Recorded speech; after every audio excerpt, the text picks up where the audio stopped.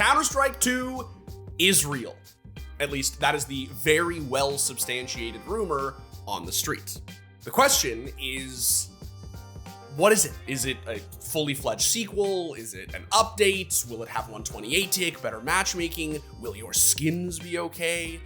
The real answer is, I have absolutely no idea. But that has never stopped us from speculating before. And we're here, so let's speculate away.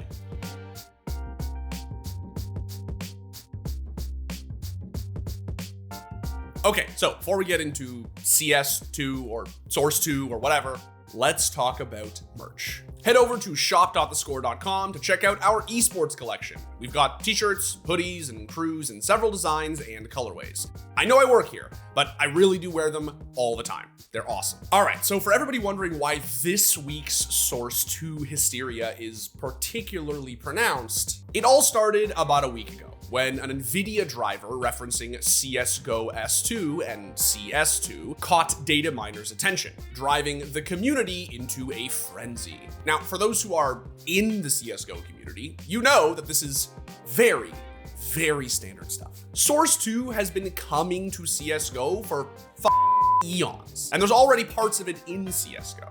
But still, every few months, the rumor mill churns up another surefire guarantee that we're getting the full transition within the month, week, or hour. There's basically an entire entertainment industry built around it. But I think it's fair to say that this one feels different. What really tipped the scales wasn't the official CSGO Twitter account cheekily changing its banner, but a report by Richard Lewis claiming that Counter-Strike 2 is not only real, but arriving very shortly, like sometime in the next month. So what does Counter-Strike 2 mean? Is it merely the long-awaited Source 2 update or a fully fledged sequel to the game? Well, I don't know. No one knows. That's the thing. But we can and will speculate. It seems likely, for instance, that we're probably not staring down the barrel of an entirely separate game that will exist independently from CSGO the way that Source did from 1.6. The reason for that is sort of simple. It's not really what Counter-Strike needs right now. CSGO is fine. It's actually more than fine. Literally more people are playing the game right now than ever before. And for Valve to willfully fracture the player base like that would be nonsensical. Plus, then they'd have to maintain 2 CSs, and I mean, they barely maintain 1 as is. It's also just not the way that esport multiplayer titles are maintained and sustained in the modern age. League, Dota, Overwatch, Siege, Valorant, these games don't really have sequels per se, they're just updated in perpetuity. Speaking of Dota, that's pretty much the closest analog to what is likely to happen to CS. Back in 2015, Valve ported Dota 2 over to Source 2 in one fell swoop. The update was dubbed Dota 2 Reborn, and it modernized the game's entire physics engine, making it look and feel crispier than ever before. The reason it took 7 years for Valve to do that with CSGO is complicated. Counter-Strike is infamous for having so-called spaghetti code, since the engine is older and more convoluted than pretty much any other in existence. At least, that is what a former Valve developer has elucidated several times on social media. So while I have zero understanding of like the actual nuance of all of this, I was around for before and after Dota 2 Reborn, and I can attest to the fact that it did make the game look, feel, and run much smoother. That said, a lot of the benefits that Source 2 promises to bring might not be discernible to the average player. Backend stuff that'll make Counter-Strike easier to update, fix, implement stuff into, help with mapping, stuff like that could be huge for the game long term. If there was a new engine, and if it actually is coming, more people could potentially work on it, more features could be added, things could be changed a lot easier.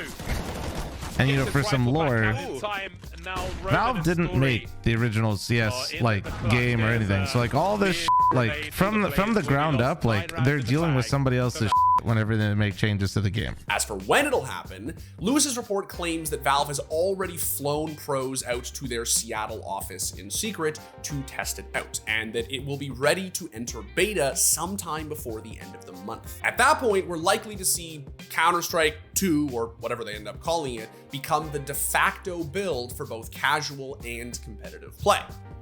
But again, it's Valve, so who knows? The report also claims that included in this update will be, I can't believe I'm actually saying this, 128-tick servers and a better matchmaking infrastructure. This means that you'll no longer have silver 3s in your global lobbies, and that you'll actually be able to throw all of that utility that you spent hours learning without having to hop into a FACEIT server. This is huge, man. It should have happened years ago, but hey, better late than never. Speaking of FACEIT, I see a lot of people out there saying that third-party services should be sweating bullets right now, and while I can't predict the future, I'm not so sure. Valve's anti-cheat is still dog water, and I ping a hell of a lot better to FACEIT servers than I do to the official matchmaking ones. But then again, the new servers might be better. Who knows? But the biggest question on everybody's mind is undoubtedly one of the reasons why this update took so long in the first place. What happens to everybody's skins? Will they port over or get left behind? Do I sell my knife now or do I wait and see? Do I start buying as many skins as I can? Is it a fire sale? Help! The homie Zipple put it best, so be sure to check out his recent Twitter thread for the full answer, but the gist of it is this. For better and for worse, skins are the most important thing in Counter-Strike, period. For Valve to just abandon the economy that they spent literally a decade building would just be lunacy. Like, to be clear, it would be financial suicide. It wouldn't even be worth the update. Like, if you told me, hey, there's a new Counter-Strike, it plays better, it's shinier, the textures are cooler, but you don't get to bring your inventory with you, I would just keep playing the old Counter-Strike. And I'm pretty sure a lot of the community would. I would never go so far as to say that CSGO would be nothing without skins, because I think that's an overstatement, but it sure as shit wouldn't be what it is today. What the migration looks like is anybody's guess, but it's safe to assume that Valve have solved it, or at least the bulk of it, or else they wouldn't be pushing Source 2 in the first place. The game is continuing to reach unprecedented player numbers, and there is zero reason to think that Valve would just up and tamper with the one thing that makes them, the player base, and the esports infrastructure a load of money. What's infinitely more likely is that your knives will port over, look even shinier, attract even more players, and go up in value even more. Now, I'm not a soothsayer, and I don't pretend to be, but that is, in my opinion, and a lot of people's opinion, the most reasoned take about what is going to happen. So, to summarize this week's speculation, which is far from unfounded, a fully fledged Counter-Strike sequel with new guns, maps, animations a la Counter-Strike Source is unlikely, I think. Source 2, i.e. a game engine update to the existing Counter-Strike infrastructure, probably very likely happening very, very soon.